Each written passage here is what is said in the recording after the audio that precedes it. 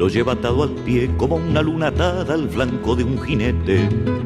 Lo juega sin saber que juega el sentimiento de una muchedumbre y le pega tan suave, tan corto, tan bello. El balón es palomo de comba en el vuelo y lo toca tan justo, tan leve, tan quedo, que lo limpia de barro y lo cuelga del cielo. Y se estremece la gente y lo ovaciona la gente.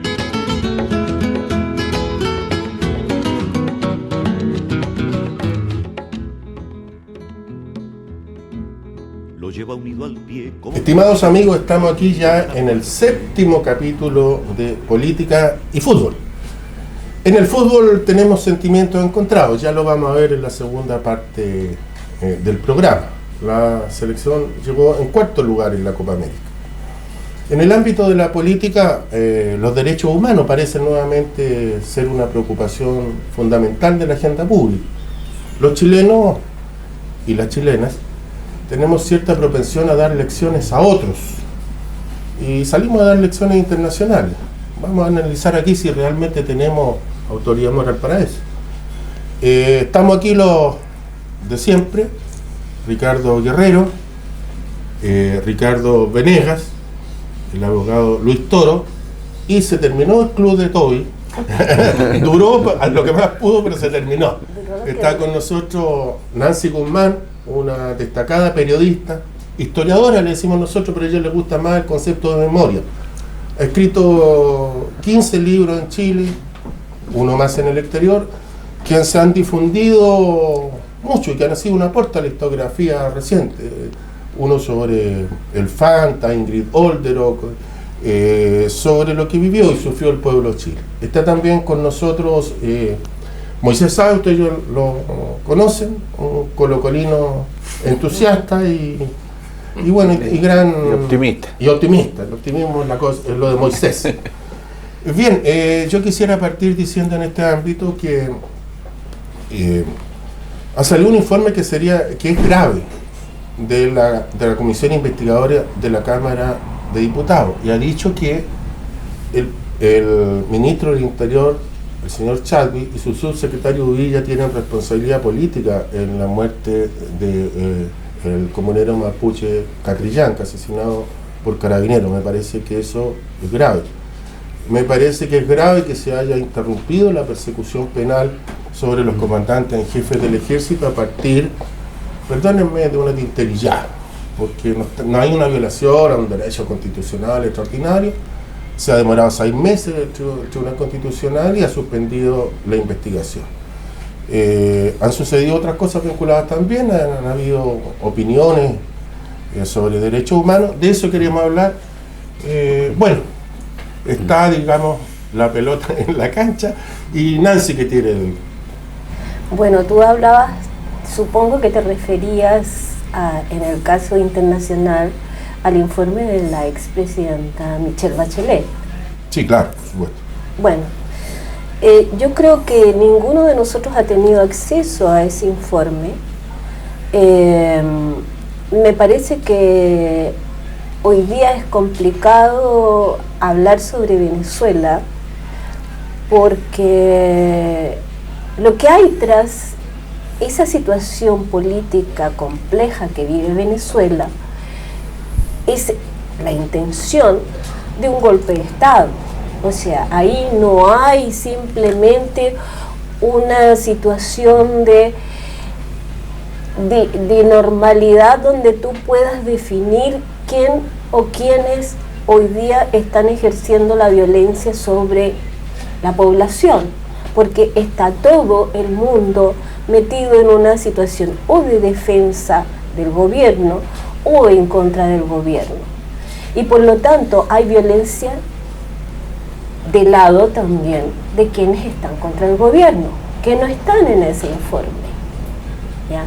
Solamente Naciones Unidas mide la violencia que ejerce el Estado y por lo tanto se mide una violencia unilateral en una situación donde no hay unilateralidad. Hay muertos quemados por parte de la de estos grupos que se llaman, tienen un nombre especial, de la derecha venezolana, hablemos de la derecha venezolana, hay asesinatos, hay gente que quemada, hay gente degollada, hay alimentos que fueron quemados, y eso quedó establecido y lo mostró el New York Times en el famoso montaje del ingreso de alimentos y medicina por Cúcuta. Ya. Y por lo tanto, ahí la violencia, cuando se mide solo la del Estado, ya, se está eliminando que ahí hay un conflicto político mayor, donde hay violencia de ambos sectores, y es violencia bastante equiparada, puesto que la violencia que se ejerce por el lado de la derecha está financiada por gobiernos internacionales, o sea, pues está financiada por Estados Unidos, está financiada por Colombia, está financiada por el gobierno de Chile, por el gobierno argentino, y uno dice, bueno, no es solamente un Estado que hoy día está bastante en condiciones bastante de debilidad económica, es un Estado que está peleando contra otros varios Estados, y por lo tanto hay que leer ese informe para tener una opinión y decir realmente qué es lo que hay tras eso. O sea, yo hoy día no me atrevería a opinar, simplemente digo que es una visión unilateral, y en una situación tan compleja una visión unilateral siempre va a ser sesgada. Si me permite, sí, por favor. O sea, hablábamos un poquito antes de comenzar el programa sobre derechos humanos. ¿Qué es lo que son los derechos humanos en el fondo, para un poco contarle a la gente? Porque la gente piensa, bueno, si son los asesinatos políticos, etcétera, pero los derechos humanos van mucho más allá. Y tú que eres experta en eso, podrías, no sé, decirle a la gente, bueno, ¿de qué hablamos cuando hablamos de derechos humanos? Bueno, yo creo que Carlos es el experto en derechos humanos. Lucho es el experto en derechos humanos. Yo escribo sobre memoria, okay. ¿Ya? Y ¿cómo se llama? Y he cuestionado no solamente el concepto que se usa para definir una etapa de este país, cuando se habla de violaciones a los derechos humanos, porque digo, aquí no solamente hubo violaciones a los derechos humanos que se cometen todos los días, en todas partes del mundo, en Estados Unidos, en Rusia, en Inglaterra, se cometen todos los días, en Chile, sino que aquí hubo un genocidio, hubo un exterminio de una franja de la población por razones políticas e ideológicas. Y eso se llama genocidio. ¿Ya? Hoy día se vulneran los derechos humanos en este país, en educación, en salud, en vivienda, en acceso a la información. Sí, mira, Venezuela, que ha estado tan presente, porque la derecha también ha querido que esté presente el tema venezolano para asustar a los chilenos, ¿no? Poner a Venezuela como el peor país al que podríamos acceder de ganar, digamos, una alternativa distinta a la derecha. La campaña del terror última con el famoso Chilezuela, de que ya hemos hablado. Ahora, Nancy decía algo muy cierto. Cuando los alimentos se queman en Cúcuta, los alimentos que se llevaban, quemados por la propia oposición, era un movimiento que no estaba destinado a entrar alimentos. Era como Santo Domingo, era como ocurrió en otros países. Era un movimiento para derribar al gobierno de Maduro. Era un golpe. Ellos esperaban que las Fuerzas Armadas se dieran vuelta y entrar triunfales a Caracas. Eso no ocurrió ni ha ocurrido. Entonces, el informe de la alta comisionado es unilateral, porque Naciones Unidas también tiene unas normas bastante rígidas. Tú sabes, no se ha variado el concepto todavía de que cometen actos de violación de derechos humanos los agentes del Estado. Los demás tienen otra caracterización: criminal, terrorismo, lo dicen algunos, crímenes con objetivos políticos. Pero esa rigidez está un poquito antigua, y yo creo que ese informe tiene de todas las conclusiones, de todos los defectos, virtudes que puede tener, tiene una condición que mantiene la primera declaración que hizo la alta comisionada cuando salió de Venezuela. Esto es referirse a Maduro como el presidente de Venezuela y ubicar a cada uno de los demás lo que son realmente. O sea, no variar ese estado. Porque lo que pretenden los países y la propia oposición de Venezuela es que el gobierno Maduro es un gobierno que no existe, es un gobierno que está sobrepasado y que hay otro gobierno que es el gobierno de Guaidó. Y hay muchos países que han respaldado al gobierno Guaidó, o sea, indirectamente diciendo que el gobierno Maduro ya no existe.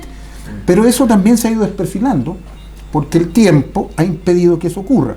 Entonces, también el informe tiene esa situación, si bien es cierto, puede tener muchas consideraciones positivas o negativas, como hasta el momento parece ser lo denominante, tiene la condición de dejar la situación status quo, o sea, acercar a las partes a analizar el conflicto desde el punto de vista de un concepto, una línea de acción de Naciones Unidas. Esto aleja, sin duda, los golpes, o aleja la intervención norteamericana militar, en cierto modo, hay que esperar. Pero también provoca que los pueblos vayan viendo una salida alternativa, ojalá rápida. Maduro dijo la semana pasada, va a haber buenas noticias por esta. Parece que va a haber reanudación del diálogo y parece que se va a dar un acuerdo sobre elecciones generales en algún plazo. Bueno, eso es una solución. Es una acción que aleja varias fantasmas y deja otras cosas. Ahora, lo del bloqueo, otro atentado directo a los derechos humanos, porque bloquear a un país es un atentado directo a los niños, a la gente que necesita medicina. Entonces, lo del bloqueo es un atentado a los derechos humanos que en realidad puede estar ausente en este informe, que no lo he leído completo, igual que Nancy, pero sí estuvo presente en la primera declaración de la alta comisionada cuando abandonaba Venezuela, que dijo que hacía mucho daño al proceso la intervención americana y las políticas que había dictado en el último tiempo. Es un tema súper interesante, pero que ojalá no nos haga alejarnos de lo que ocurre en Chile, como decía Nancy, porque aquí en Chile estamos en presencia de graves violaciones de derechos humanos a los profesores, a los niños del Instituto Nacional, a los campesinos, la Araucanía, horroroso el crimen de Catrillanca, Sename, el crimen de Catrillanca está pasando a un segundo nivel, y la responsabilidad de los encargados del público en Chile, el Ministerio del Interior, está siendo reducido a si políticamente tuvieron una injerencia. No hablan nada se está despenalizando la gran responsabilidad que tiene el ministro del Interior y el subsecretario en el ocultamiento de la información, que está en el límite de estar en el cubrimiento penal. Bien, yo quisiera agregar respecto de la alta comisionada, ¿así le dicen ahora? La alta comisionada de Derechos Humanos, y recordarle a la alta comisionada que la dirección del Partido Socialista a la que ella pertenecía y que su pareja Jaime López Arellano pertenecía en 1975 fue hecha desaparecer completa, y que han pasado 43 años sin que aún se dicte sentencia definitiva en esa causa, donde en este tiempo transcurrida ella fue 2 veces presidenta de la República y no tuvo una palabra para sus compañeros. ¿Puedo decir algo? Sí, por supuesto. Mira, yo recuerdo al juez Calvo, a quien le decían el loco, y era un gran investigador. Lástima que haya caído de manera no muy decente por obra del ex candidato Guillermo. Una vez me llamó para conversar, porque conversábamos mucho sobre los casos y las causas, y me llamó no indignado conmigo, estaba muy indignado. Él era muy gritón, tenía una voz ronca y era enorme y gigante. Entonces me dijo, mire señora Nancy, le voy a contar algo y dígame usted si tengo o no razón para estar enojado. Resulta que en el caso de Pisagua, donde hay desaparecido, yo mandé a pedir al ejército la nómina de quienes estaban, de la nómina de inteligencia que había en esa época en Pisagua, en Antofagasta en realidad, o en Iquique. El ejército me la negó 2 veces. y me la negó por razones de seguridad nacional. Yo le mandé una carta diciendo que negarla por razones de seguridad nacional era exactamente lo mismo que si yo le pidiera una nómina de la Guerra del Pacífico y me la negaran por razones de seguridad nacional, porque ya todas esas personas están fuera del ejército. Por lo tanto, no afectan en nada a la seguridad nacional. Pero lo peor es que le mandé a la señora Bachelet, que es ministra, ya agotando todas las alternativas, le mandé una carta diciéndole, contándole esta situación y diciéndole que este señor me había repetido 2 veces la misma diatriba de que se negaba la nómina por razones de seguridad nacional y recurría a ella basada en la sensibilidad que ella, como hija de un oficial que había sido muerto durante la dictadura y de la detención de su madre y de ella, podían tener frente al tema. ¿Sabe lo que me ha respondido? Me muestra la carta, donde decía, se ruega, o sea, algo así, finalmente decía, se ruega que envíe usted la solicitud al mismo oficial que le había mencionado él, que 2 veces le había rechazado la solicitud por razones de seguridad nacional. O sea, remítale la petición al mismo que 2 veces, o sea, le dio con la puerta en la cara. No solamente no hizo nada, sino que me dijo, ¿no cree que es una burla? ¿No cree que es una falta de sensibilidad? O sea, váyase a joder a otro lado, eso le está diciendo. No sé, es una burla. Era una burla que le impidió conocer la lista de los oficiales de inteligencia que habían ejecutado y hecho desaparecer gente en Pisagua, siendo ella ministra y teniendo la herramienta como superior de haber exigido esa lista para que pasara al ministro. O sea, primero que nada, son procesos que no son públicos y por lo tanto el que lo conozca un ministro de la Corte no los hace públicos. Por lo tanto, no hay riesgo tampoco basado en la seguridad nacional.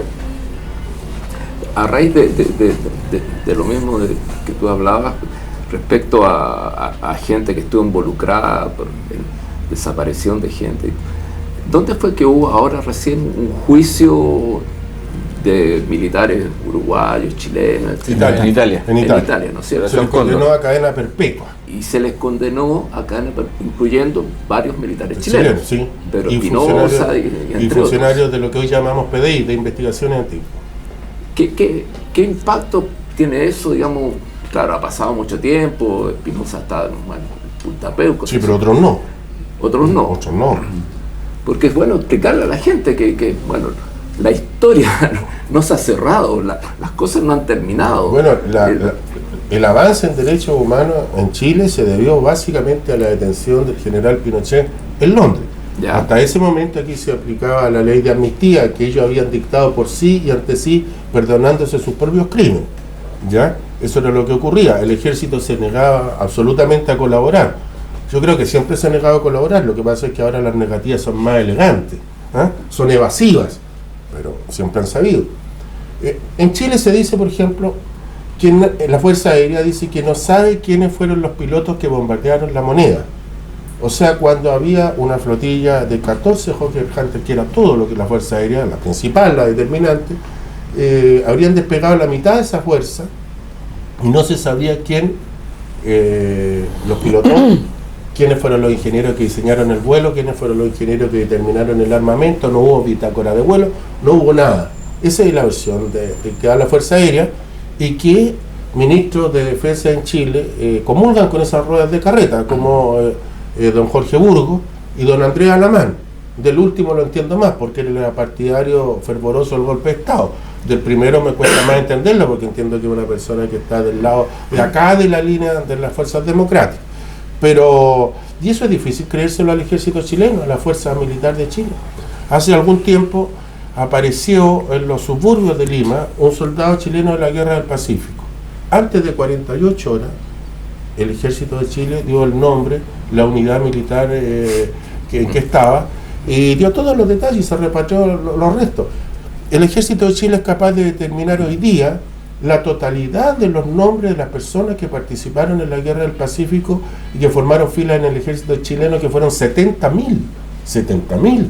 Incluso tienen un organigrama donde usted puede ver si algún familiar suyo participó en la Guerra del Pacífico.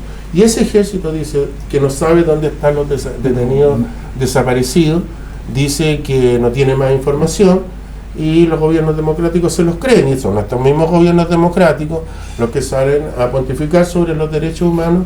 Y lo que resulta más indignante es que la UDI, los herederos del pinochetismo, no hay ningún partido político en Europa que se declarara heredero de Mussolini o de Hitler, o que pudiera existir en la legalidad, pero ellos están aquí y se roban el dinero del Estado, penta. Vimos esos escándalos, el raspadito de la olla, y terminan después perdonados por los tribunales y mandados a hacer clases de ética. Entonces aquí el mundo está al revés, y esto es como que si Goebbels, Himmler u otros estuvieran vivos y ellos estuvieran exigiendo responsabilidad por los derechos humanos. Esto me molesta, indigna, por lo menos a mí. Mira, me acuerdo que una vez Luciano Fuyú, que trabajaba en no sé qué situación con Pérez Lloma, me contactó por este tema de la mesa del diálogo, para constituir la mesa del diálogo, donde participaron personas que yo admiro mucho y que creo que fueron de buena fe. Y yo no participé por todas las experiencias que uno tenía, incluida la que tú señalas de Pisagua. Yo nunca vi el ejército que entregara información verdadera. Entonces, ¿cómo va a ocurrir que se vacíe información sin una exigencia judicial de buena voluntad en una mesa del diálogo? Entregaron información abundante. A los 10 años supimos que era toda información falsa. Hasta sospecho que fue una operación de inteligencia, porque se suponía que aquellos cuerpos de detenidos desaparecidos que fueron tirados al mar, en realidad estaban en tierra. Y los que se suponía que habían dejado en tierra, los habían tirado al mar. Y aparece ahí General Cheire, entre otras personas responsables de esta información. O sea, ahí se pecó de ingenuidad. Se le creyó al ejército. Y la esperanza, la esperanza es que algún día cambien.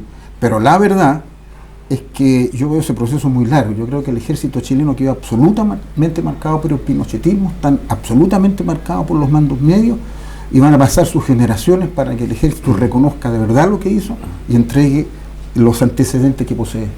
No le creo al ejército en general, no puedo, porque he tenido experiencia, he tenido juicio, sé que están muy marcados. La última experiencia de ver a estos jóvenes capitanes, uno de ellos medio emparentado con Krasnov, hacer en la propia escuela militar un acto de desobediencia total, y autoproclamarse libertarios de la patria, y además reivindicar el rol que tuvo el ejército en la violación de los derechos humanos o en el genocidio, como dice tú y también comparte Roberto Garretón, tesis que yo también creo que es así.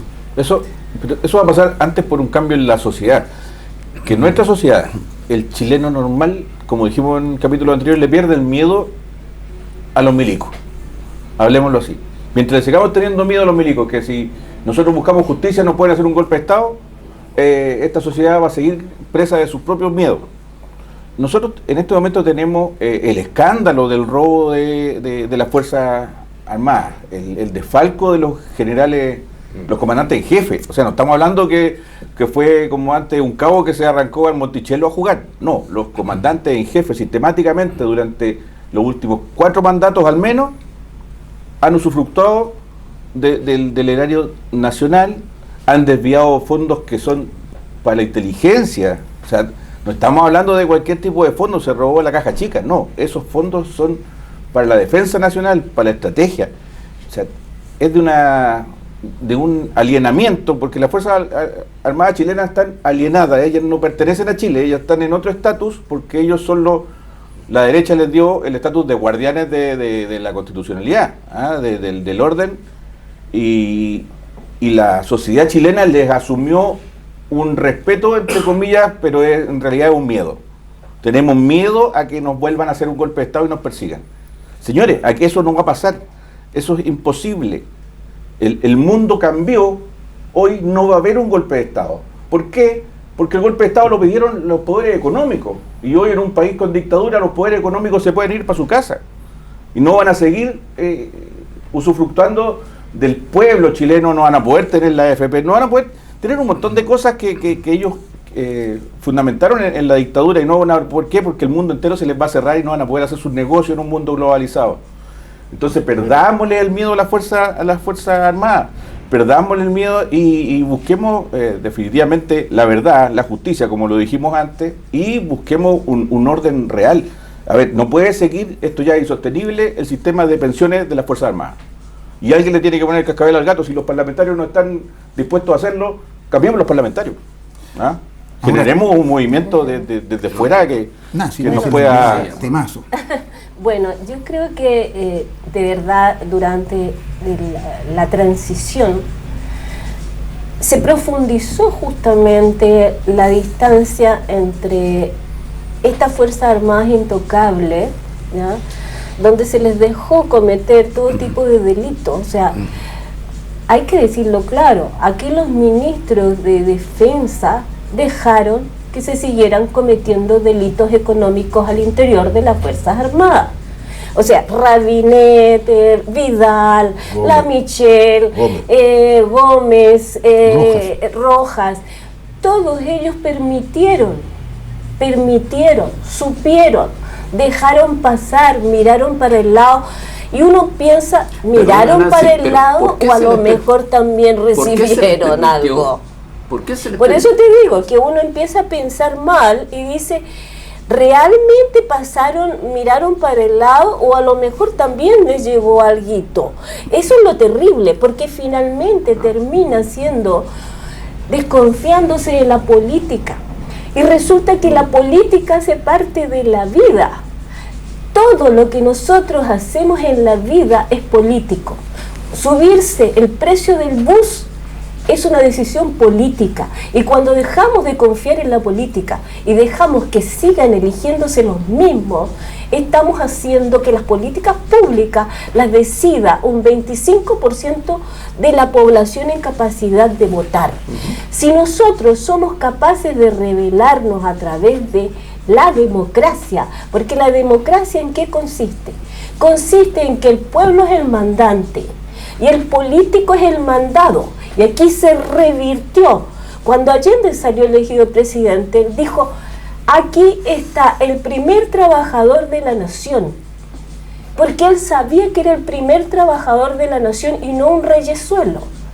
Cuando la Michelle salió, no se le podía preguntar. La Michelle nunca dio una entrevista sin pauta previa, igual que Pinochet. Pinochet daba entrevista con pauta previa, había que mandarle la pauta. Y ella definía si, por qué razón, daba la entrevista o no. Yo nunca pude conseguir entrevista, como tampoco con Pinochet. Hasta Frei daba entrevista, que le decían el autista, porque no hablaba. Pero él daba entrevista. Y la Michelle nunca. Y no solamente a mí, sino que a un montón de personas. Y un asesor de ella me dijo, pero ¿para qué insistes si tú sabes que la jefa, porque le decían la jefa no sabe hablar en directo? Porque yo me negaba a mandar pauta previa. O sea, mandar pauta previa es un tipo de censura. Y en democracia uno no puede aceptar la censura. De ningún tipo. Y menos de un presidente de la República que se supone que es el que tiene que responder al ciudadano. Y por lo tanto debe aceptar cualquier pregunta y debe saber responder cualquier pregunta. Entonces, acá hubo una transición demasiado pactada, una transición que se comenzó a pactar el año 1983. Y lo supe por el general Ballerino cuando lo entrevisté por los 30 años del golpe de Estado. Y me dice lo siguiente, yo le digo, le hago dos preguntas que para mí eran clave. Una, en su departamento, ahí en Vespucio Norte, un departamento de un lujo asiático, donde me llevó a su sala de tesoros, donde me mostró unas alfombras persas que se había sacado de manera muy especial cuando estuvo en ¿cómo se llama? En Irak. Costaban una fortuna. Y tenía todo tipo de objetos que costaban una fortuna. Era una pieza cerrada que no tenía ventana me llevó ahí. Yo fui con otro periodista, un periodista francés, que me pidió que lo invitara, porque él era del Le Monde, que escribió en Le Monde, además, sobre esta particular entrevista. Y entonces le pregunto cuándo comenzó la transición, cuándo comenzaron a conversar, digamos, entre los militares, porque él era el encargado de Pinochet, de llevar a cabo las conversaciones y la concertación, o el grupo que finalmente termina en la concertación. Me dice, mire, déjeme acordar, dijo el 83, yo dije, no es posible, me dijo, sí, me dijo el 83, y llama a su señora, la llama y ella llega y le dice, ¿te acuerdas exactamente cuando comenzamos las reuniones con mi amigo Enrique Correa? Entonces ella va y busca, y le viene y dice, el 83 fue para la primera protesta, porque recuerdo, ella lo dice, que yo estaba muy asustada porque tú andabas recorriendo Santiago mientras Santiago estaba en llamas. Entonces, y él me dice, sí, las primeras reuniones fueron arriba de autos y qué sé yo, y con mi amigo Enrique Correa. O sea, comenzó el año 83, mientras la gente salía a la calle, se negociaba una transición.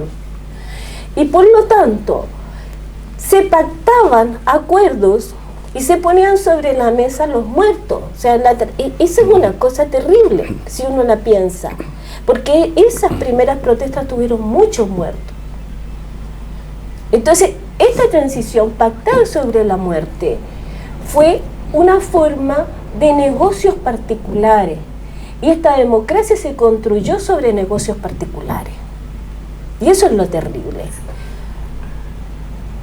Mira, yo estoy escuchando muy atenta y estoy con los relatos que tú estás diciendo, Nancy, porque me hago una pregunta como ciudadano común y corriente por decir, de una comuna. ¿Qué tiene que pasar en Chile para que el común, no sé, el ciudadano común tenga que tomar conciencia de lo que está pasando en Chile? Porque por lo que yo estoy escuchando, no hay justicia, porque en Chile no hay justicia. ¿Qué tiene que pasar con el de la comunidad, el de la población, para que sepa realmente qué hay que hacer? ¿Cómo decir que nos están pasando a llevar, que estamos bajo un poder, aparte, yo diría un poder económico tremendo, porque yo creo que esa es la dictadura más grande que hay hoy en el mundo? Lo dijo un presidente de un club deportivo de la Universidad de Chile, el doctor Orozco, que dijo que viene el poder económico. Y yo creo que en Chile hoy el poder económico es la dictadura más grande que tenemos. Porque no se está dando acceso a estudiar a los niños, no sé, voy a nombrar de la José María Caro, de la Legua, por decir algo. ¿Qué está pasando y qué hay que hacer en Chile para que tomemos conciencia? Porque la verdad que es tremendo lo que está pasando en Chile con la educación. Recordemos, yo estudié en un colegio público, y mira el sobrenombre que tenía ese colegio, le decían El Gallinero. Era un colegio pero el profesorado era de un nivel impresionante, eran los segundos papás que teníamos nosotros en el barrio. Por lo tanto, hoy día, ese niño que está hoy, el niño, no sé, de 7, 8, 10, 12, 14 años, ¿qué va a pasar con él? Mira, yo quisiera agregarte una cosa a lo que tú has dicho sobre el poder económico. Porque hablamos de un poder económico enorme y pareciera que alguna gente muy inteligente y muy trabajadora, que se levanta temprano, como le gusta decir al presidente Piñera, acumuló una cantidad de bienes. Y no es así. Esto es son grupos económicos mafiosos. ¿Por qué utilizo la expresión mafia? Porque ¿cómo opera la mafia? La mafia va donde el señor que tiene una pescadería y le dice, mira, nosotros te vamos a brindar protección. Si tú no nos aceptas, te destruimos la pescadería, dame el 10% de las ganancias. Va donde el señor que fabrica sombreros y hace lo mismo. O sea, extorsiona a la sociedad. ¿Y qué ocurre en nuestra sociedad?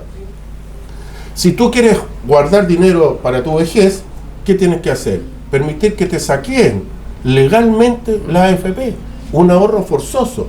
Te sacan el dinero de tu bolsillo. Si tú quieres educar a tus hijos, te hacen lo mismo.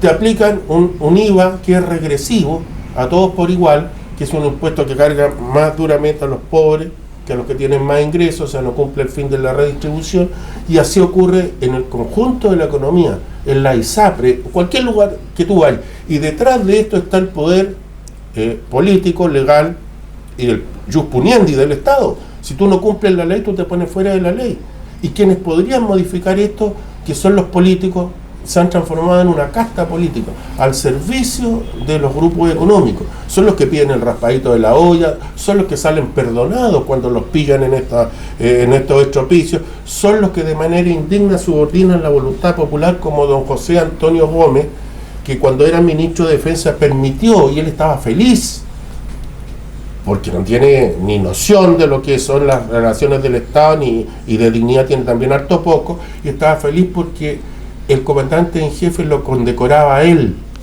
Entonces el milico se estaba riendo de él, porque toda condecoración es de un superior a un inferior.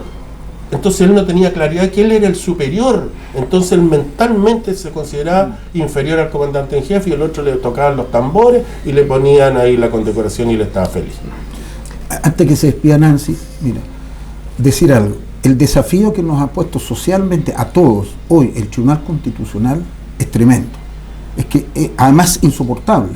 Es que a los comandantes en jefe del ejército los va a liberar, o los va a sacar del problema del Tribunal Constitucional. Entonces esto es que no puede ocurrir. En democracia, este ente que es elegido políticamente, hoy día tiene 3 miembros de derecha por sobre 2, digamos, de centro izquierda. Correcto. Por lo tanto, la derecha va a tener ahí un... Y la derecha impúdica, no le da lo mismo, lo hace. Le da lo mismo. Pésimo, además. El que no fue elegido diputado por la UDI en Melipilla es miembro del Tribunal Constitucional, que resuelve estas materias. Una vergüenza. Es un atentado a la justicia dentro del tópico de derechos humanos. Es lo peor que ha pasado en las últimas décadas, esta situación del Tribunal Constitucional, que está haciendo el amparo de los violadores o los genocidas. Bueno, yo quiero decir que, respondiéndole aquí a mi Ricardo contertulio, que la única forma de cambiar esto por la vía civilizada es haciendo una nueva constitución. Una constitución realmente democrática, donde los poderes fácticos queden en el estado de poderes fácticos. O sea, los poderes fácticos primero desaparezcan, después los poderes como que se han establecido, como son las Fuerzas Armadas, que también son fácticos, queden en el lugar que le corresponden, porque no son poderes. En el fondo son unas fuerzas subordinadas al Estado, al poder civil. El poder civil es el que gobierna. Ellas no son parte de ellas son gobernadas por ese poder civil y son dependientes de ese poder civil. Y por otro lado, que se establezca mecanismos de justicia social, porque en este país la desigualdad es creciente, y la desigualdad se basa en un sistema de desarrollo extractivista que nos va a conducir a ser el África del futuro. O sea, hoy día tenemos 20 especies de peces, que va a salir mi libro en unos pocos meses, en un mes más yo creo, 20 especies de peces que están en extinción. Ya, hoy día comerse una merluza, antes que la merlucita era una canción y era una ¿cómo se llama? Un pez que era popular, que lo comían los pobres. Hoy día comerse una merluza es un lujo. Hoy día... La canción del Quilapayún. Sí, claro. ¿Sí? La merlucita. Es más, comienza con la letra de la merlucita, porque hago todo un desarrollo histórico. Exacto. Entonces, son las cosas que hay que cambiar, porque cuando nosotros cambiamos el modelo de desarrollo, también estamos cambiando la educación.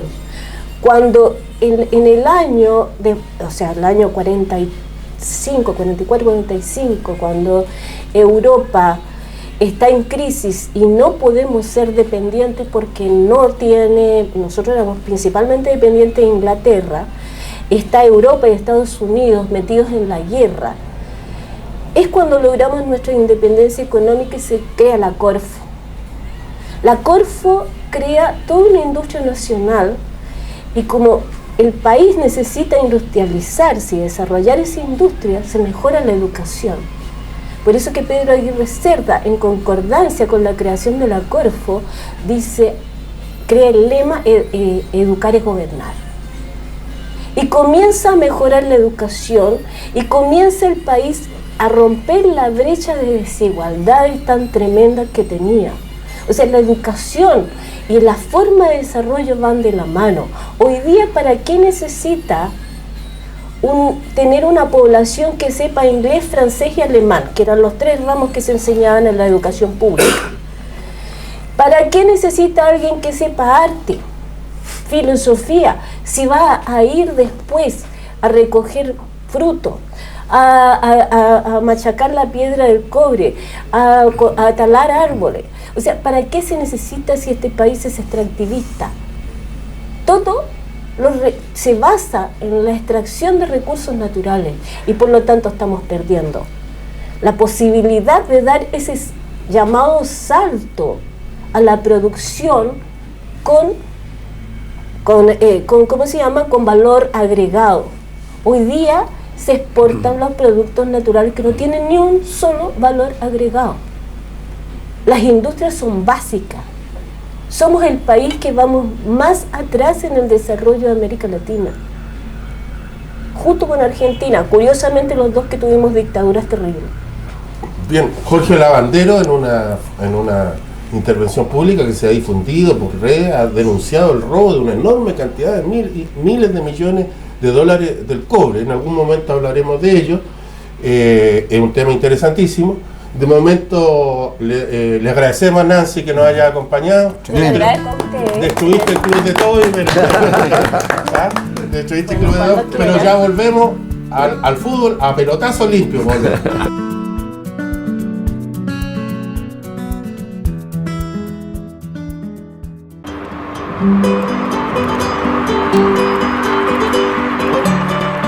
Lo significativo que tuvo fue que vivió una etapa gloriosa en el deporte y también que vivimos una etapa, yo creo que una de las más importantes y dramáticas de la historia de nuestro país.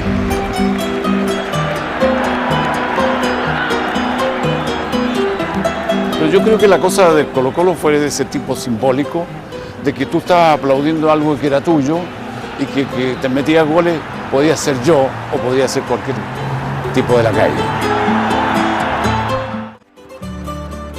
El más triste indudablemente que fue haberla perdido en Montevideo, esa final, porque sabíamos que éramos más equipo que Independiente, por ejemplo.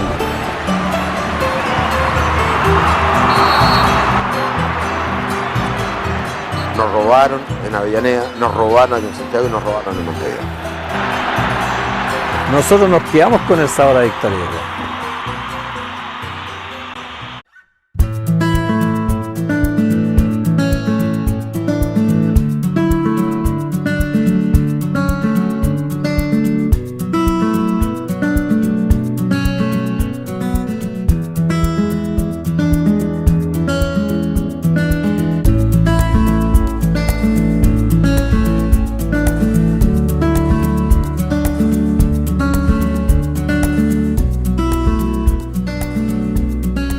Estimados amigos, estamos aquí ya de vuelta, a pelotazo limpio.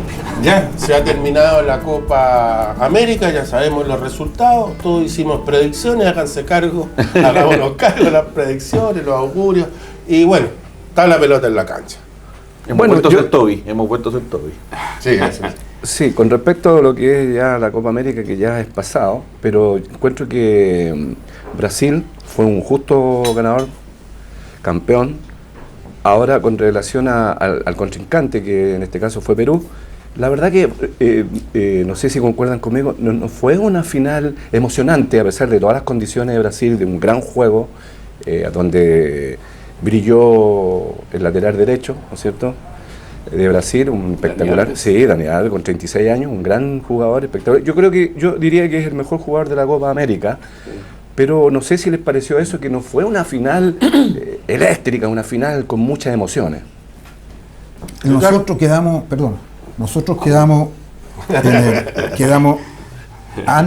con la esperanza en el capítulo anterior de que le ganábamos a Perú y llegábamos a la final. Claro, y un optimismo ya. Y perdimos con Perú, un equipo fantasmagórico el de Chile en los últimos primeros 30 minutos del partido. Pero además creo yo que obedecía a algo que se notó ahí, que a diferencia de otros equipos que fueron de menos a más, Chile fue de más a menos, y creo que perdió la capacidad de los laterales, tanto de Isla como de Bocellur, esa explosión que tenían de entrar por las bandas, se perdieron en los últimos partidos. Es que no sé si por limitaciones que le propuso el equipo rival o porque ya los hombres estaban Yo pienso agotados. pienso que fue virtud de Perú, que le taponió, ¿no es cierto?, los costados tanto el izquierdo con Bocellur y el lado derecho, en el medio también. Tomaron el medio campo y atacaban por el medio. Sí, bueno, yo creo que podemos hacer muchos análisis post Copa América, y a lo mejor la gente está ya a esta altura un poco saturada y cansada de que si ya se terminó la generación dorada, que el Bocellur ya se fue, que si jugamos bien, si jugamos mal, si antes de la Copa América alguien apostaba que Chile iba a ser cuarto o no, etcétera.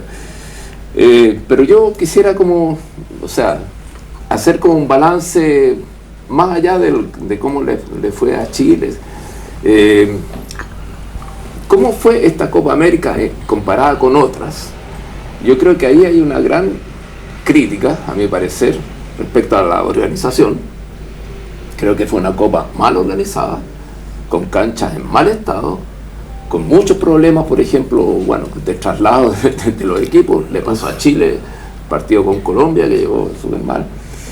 Y la otra cosa también, el VAR, que no hemos hablado mucho y que cada uno podrá tener su opinión, que si es malo, etcétera, pero el VAR en esta Copa América fue trascendental.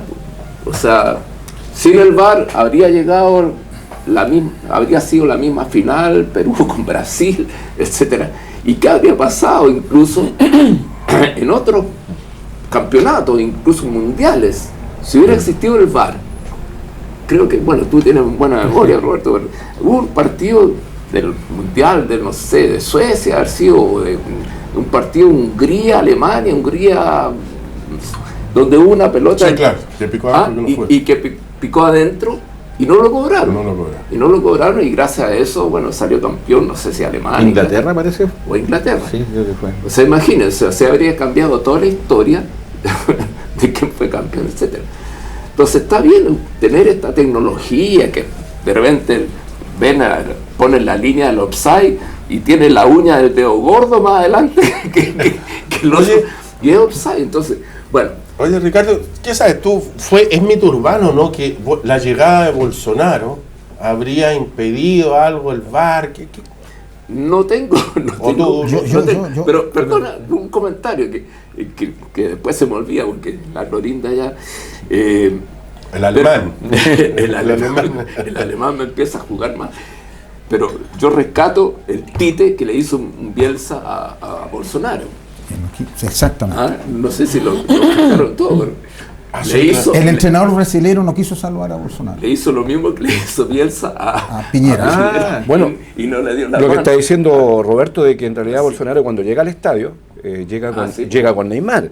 ¿Y cuál era la propuesta de Bolsonaro? Era darse una vuelta olímpica caminando con Neymar, y el público empezó a pifiar, pero de una forma increíble. Y en esa llegada, yo no sé qué opinión tiene Lucho, ahí interfirieron las comunicaciones con respecto de las comunicaciones internas que tenía Bolsonaro.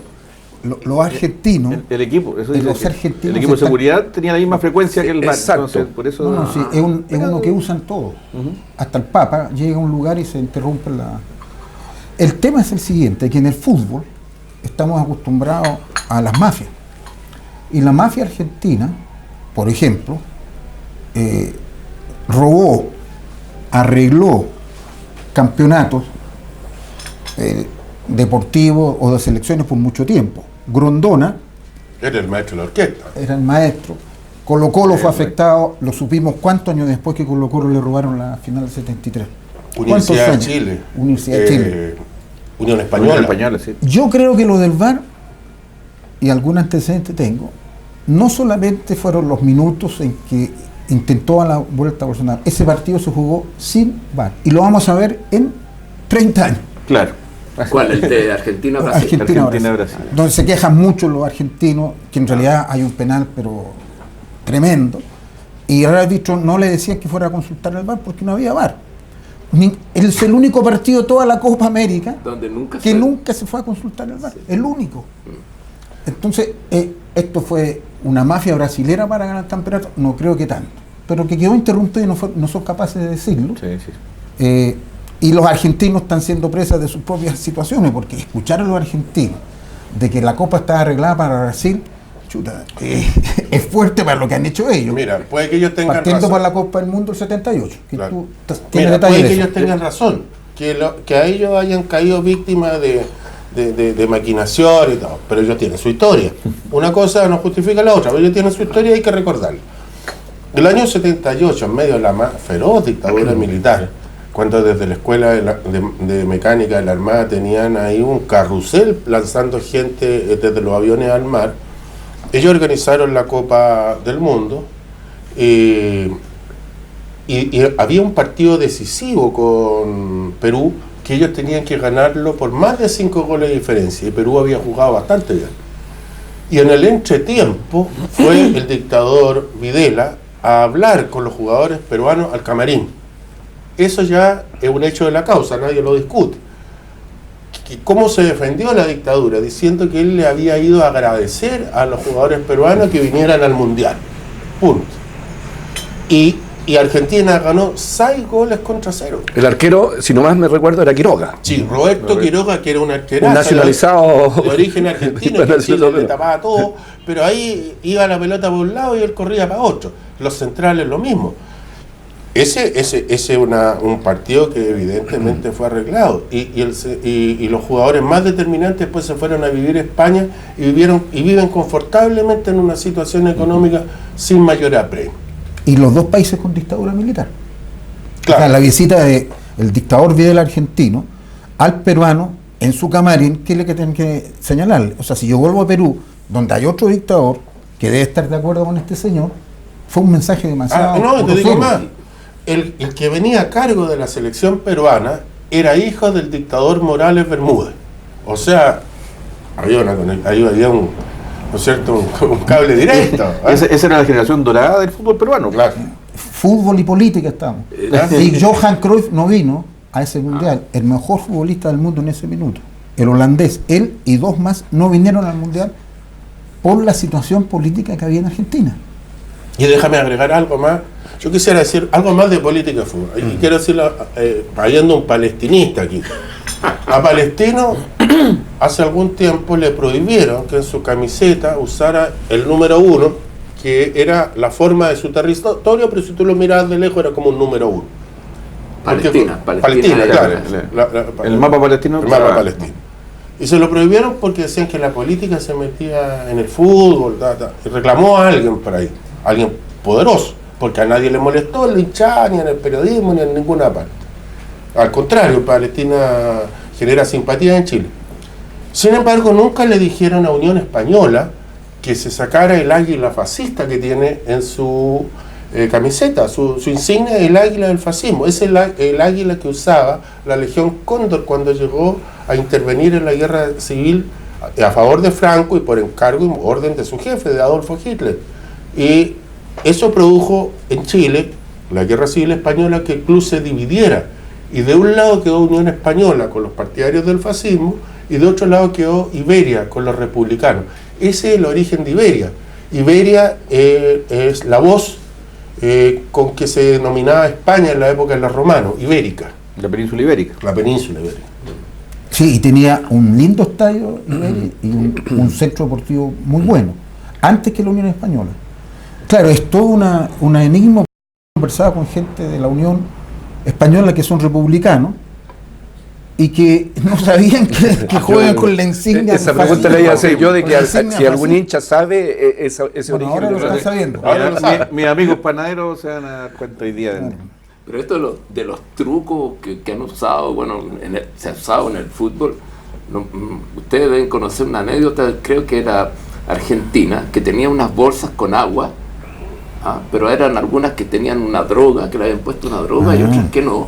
Entonces cuando llegaban los jugadores a hidratarse, que se les pasaban las bolsas que estaban con droga, no sé qué. Argentina, Brasil e Italia 90. ¿Eso fue? Sí. Branco. ¿Quién era? Branco. A Branco. ¿Y quién era el entrenador de Argentina? ¿Cómo se llama?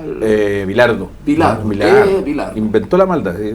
Y es cierto todo eso. Sí, Grondona es inventó cierto. Bilardo y Bilardo inventó la Sí, maldad. reconocido. O sea, reconocido. imagínate cómo se... Claro, y por ahí Branco era un inatajable, era un 4 que llegaba, disparaba, copaba mucho el medio campo y comenzó a quedarse. Por ahí Maradona se metió por ese lado y no lo pilló nunca Branco y se sacó y le dejó con un pase a Canella, que hizo un gol y ganó y eliminaron a Brasil. Un golazo. En uno de esos episodios se dieron cuenta, antes de esto, que Branco iba mucho a tomar agua. Entonces, disimuladamente le dejaron como ahí y eso es. y se tomó Oye, con calmante. un jugador profesional, amigo mío, no voy a mencionar el nombre, no sé que esto de origen ahí, a un lío, no quiero meterlo a él en un lío, pero él me contaba una anécdota. Él era jugador profesional de O'Higgins en la época en que estaba Luis Santibáñez. Entonces dice que Luis Santibáñez ponía como una ponchera, llamaban los viejos, con jugo de durazno. Entonces, y le sugería a los jugadores que no existía todavía noción del doping. No había ni noción del doping. Entonces le decía que sacaran, que tomaran. Entonces dice que a él no le gustaba tomar líquido antes del partido. Entonces le decía, ya, pero le insistía a Santibáñez, tómese. Pero dice que un día había un dirigente de O'Higgins que era un señor menudito, pequeñito, delgado, y muy respetuoso, muy cuidadoso en la forma, era un gentleman este caballero. Jamás habría tenido en su vida problemas con nadie. Y un día está en el camarín y le dice, me dio series, chiquillos, ¿me pueden convidar el juguito de durazno? Por supuesto, le dice, qué rico está, dijo, y se tomó 2 vasos. Dice que cuando ellos van saliendo a la cancha, cuando este señor menudito, chiquitito, estaba con un dirigente del equipo contrario, le decía, tal por cual, ven a pelear, no voy a masacrar. El juguito de durazno. Sí, se cuentan muchas, no sé si serán mitos o realidades, pero eso viene de mucho antes de los directores técnicos, que hay un, como dices tú, mejor no nombrar. Sí, efectivamente se ponía en el medio y ahí en ese, porque este otro personaje, no es el mismo que estabas pensando tú, y decían, apagaban la luz en el camarín, así que todo oscuro y se servían su poquito de su ponche. Mira, esto de fútbol y política, las dictaduras le han hecho mal al fútbol. Franco, fíjate tú que en España el clásico no era Real Madrid-Barcelona, era Real Madrid-Atlético de Bilbao. De Bilbao, con los vascos. Porque había un problema ahí también de que los vascos no se sentían españoles y Franco comenzó a utilizar al Real Madrid, que tenía una raigambre bonita en general, la sigue teniendo, pero lo utilizó políticamente y pasó a ser el equipo del gobierno prácticamente. Y le gustaba que el rival fuera Atlético para que Real Madrid venciera al Atlético, que era representante del norte de España, representante de los vascos, o sea, política. Sí. Barcelona se comenzó a meter de a poco, comenzó a tener buenos equipos y ahora el clásico es este, pero también es político. Sí, porque ahora se transformó. Claro, ahora que están los independentistas, cuando va a jugar Real Madrid al Nou Camp, se llena de bandera independentista. Claro. Y tienen que aceptarlo, claro, la transmisión, pero van en un afán también de política, es difícil no mezclar las cosas. A veces a lo mejor el clásico de Barcelona es con el español. El español de Barcelona, que el español es está muy mezclado lo que es la política en Italia, y el fútbol, sí. La Roma, que era popular en de pueblo, le pusieron la Lazio. La Lazio es un equipo fascista. Que también tiene un águila similar. No, fascia. Tienen las fascias, son las fascias son los pilares de la rectitud romana. Entonces, en la entrada del este hay 2 fascias. Y esos son los símbolos del fascismo. Por eso fascismo viene el fascio. Y la Lazio es... Oye, pero hay cosas que no se pueden hacer, digamos, en público, como por ejemplo los campeonatos mundiales o la Copa América. Se está hablando en Copa América, que ya terminó en Brasil, de que Bolsonaro y el presidente de la Conmebol en el partido final, cuando metía el gol Brasil, se abrazaban los dos. Yo creo que eso no debe ocurrir, y hay imágenes que lo dicen, que es así, que se abrazaban, celebrando el gol, el presidente de la Conmebol con el presidente, digamos, que obviamente va a hinchar por su país, pero ustedes se acuerdan, disculpa, ¿pero sabían ustedes eso o no? Sí, lo ven. ¿Tú te acuerdas? Tú te debes acordar, fuiste dirigente de Colo-Colo en esos tiempos, pero había una vez que jugaban 2 equipos paraguayos y había un Cerro Porteño con Sol de América. De América y Cerro Porteño. Tenían que ganar 5-4. Y se cortó la luz y terminó el otro día, ¿eso fue? No. Sí, tenían que ganar 5-4, sí. 5-4. Y ganaron 5-4 y eso era en perjuicio de Colo-Colo. Y y dejaron eliminado a Colo-Colo con ese 5-4, que era un resultado imposible. ¿Cuántos 5-4 se dan en...? Entonces... Y había una historia ahí de arreglín en el fútbol paraguayo, porque estando el dictador Stroessner era hincha de un equipo chiquitito que se llama Libertad, no era de los grandes equipos. Y un día llegó con Cerro Porteño a la final, y el dictador no fue al estadio, sino que lo estaba viendo en su oficina, en la sede del gobierno. Y su equipo iba perdiendo con Cerro Porteño 4-0 en el primer tiempo. Entonces su ayudante le dice, general, le dice, se está perdiendo, sí, le dice, esto me hace sufrir porque yo soy un hincha de Libertad, pero no se haga problema, general, le dice, yo voy a solucionar el problema. Y partió a los ayudantes al estadio y se coronó Libertad ganando 5-4. No, y a propósito de esto de política y fútbol, acaba de terminar también un campeonato que es súper importante, el Mundial de Fútbol Femenino. Sí. Que no hemos hablado mucho aquí, pero que ha sido un éxito, digamos. Se coronó Estados Unidos. Y las jugadoras de Estados Unidos han tenido una posición bien clara. Incluso una de ellas dijo, yo no iría a la puta Casablanca. Esa es la goleadora de la capitana. Rapinoe. Ella, Rapinoe. O sea, cómo las jugadoras han tomado mucha conciencia de la importancia. Imagínate en Estados Unidos, que yo creo que está a la par entre fútbol masculino y femenino, por algo están exigiendo las mismas condiciones. Así que ha sido, bueno, súper importante. 1.000 millones de televidentes tuvo el Mundial Femenino. Mira, entonces fue... No, un éxito total. Totalmente un éxito. Estadio lleno. Y ojo, en las semifinales, en una semifinal estaba Suecia con Holanda, y en la otra Estados Unidos, no recuerdo con quién. Ganó Estados Unidos, y el otro partido, Holanda hace un gol en los descuentos cuando Suecia lo había tenido para haber ganado fácil ese partido. O sea, la final pudo haber sido Suecia, Estados Unidos, los dos equipos que nos tocó en el grupo. Sí. Oye, eso sí que es mala suerte. Bueno, Estados Unidos enfrenta, ¿no es cierto?, en la final a Holanda y le gana 2-0. Pero es que estamos hablando de que la mala suerte. Sí, justo vamos a debutar y ninguno se hizo papelón. Sí, se tuvo que jugar arropado, la Cristian fue la figura, pero a otro equipo le hicieron 7, 8 goles. Pero yo te digo que eso de la suerte, suerte hay que pensarlo, porque había un programa en la televisión argentina, empezaron a hablar mal de Julio Grondona, que había echado a perder la ética del fútbol argentino, todo eso. Y de repente llamó por teléfono Julio Grondona, el hijo de Julio Grondona, y dijo... Julito. Entonces dijo, dejen de hablar mal de mi viejo, dijo, porque se han puesto a pensar por qué siempre Argentina pasa a la segunda fase fácil. ¿Por qué Independiente ganó 5 Copas Libertadores y empezó a sacar una serie de cosas? O sea, preguntaron por qué eliminamos a Perú. Entonces ya, si no se lo han preguntado, dejen de hablar mal de mi papá. No sean malagradecidos. No sean malagradecidos. Sí. Así que la suerte. Las bolitas calientes, eran bolitas que tenían diferente temperatura, entonces tú sabías que ese equipo era bueno, entonces agarraba uno malo cuando estaba haciendo el sorteo. Y tú sabes que eso a veces tiene problemas para denunciarse. Yo cuando recién iniciaba el ejercicio, la profesión de abogado, me enteré en un proceso que en la Lotería de Concepción, en aquellos años 80, habían unos tipos que eran unos malabaristas, entonces sacaban las bolitas, llevaban otras iguales, entonces ponían, y arreglar los números, pues los números de la polla se sacaban de una tómbola, entonces llevaban una mano y sacaban otra, hasta que los pillaron. Pero la polla chilena de beneficencia era la más interesada en que ese delito no se hiciera público, porque si se hacía público, nadie más iba a querer apostar. Pues. Claro. Entonces eran ellos los más interesados en echarle tierra. A Medel no lo han tratado bien en Argentina por el encontronazo con Messi. Sí. Ahora Messi, porque las imágenes además son intencionadas. Sí. No se ve cuando Messi hace algo. En realidad, lo empuja, digamos, le tira un corte y después le pega un... Que Messi está con un acostumbrado brazo. a hacer eso para que expulsen al contrario. Pero En te este digo momento algo, aquí se equivocó porque en la calle expulsaron a los dos. la gente estaba con Medel, pero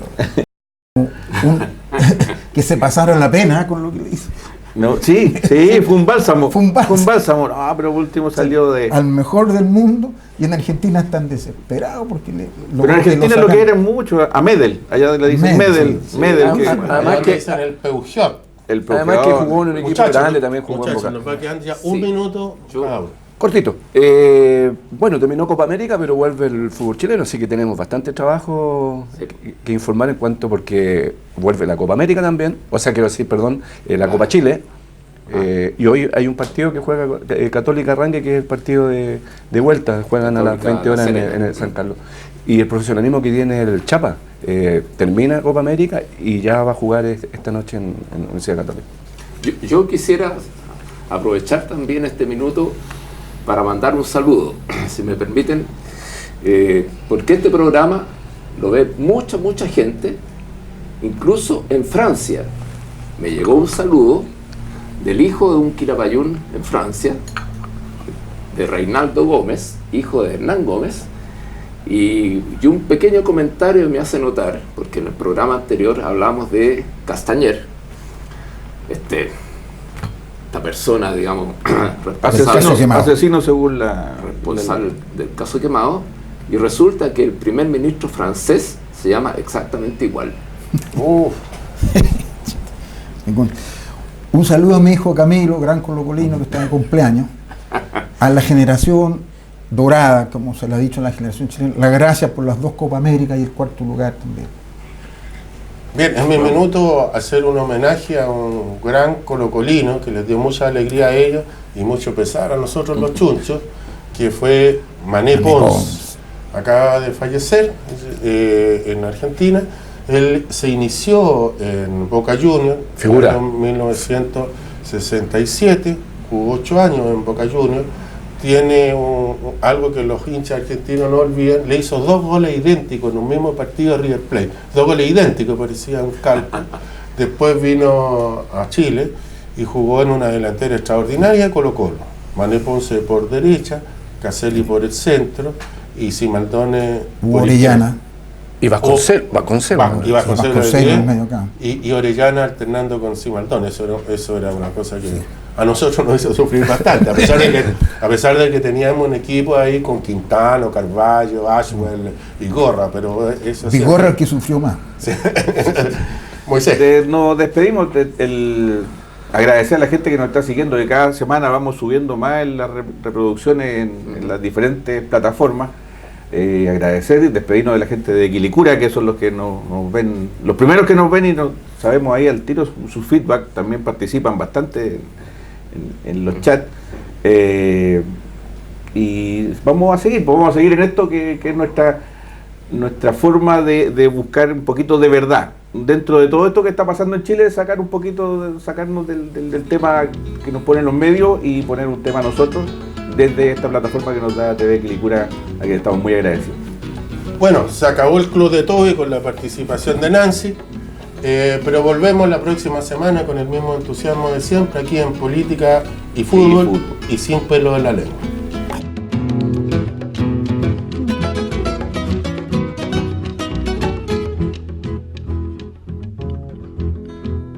El último balón lo para con el pecho y junto al pie lo duerme. Lo mira y solo ve cenizas del amor que estremeció a la gente. Y lo pierde en la hierba, lo deja, lo olvida. No lo quiere, le teme, no puede, no atina. Y se siente de nuevo enterrado en la vida. Y el balón se le escapa entre insultos y risas. Y se enfurece la gente y le abuchea a la gente.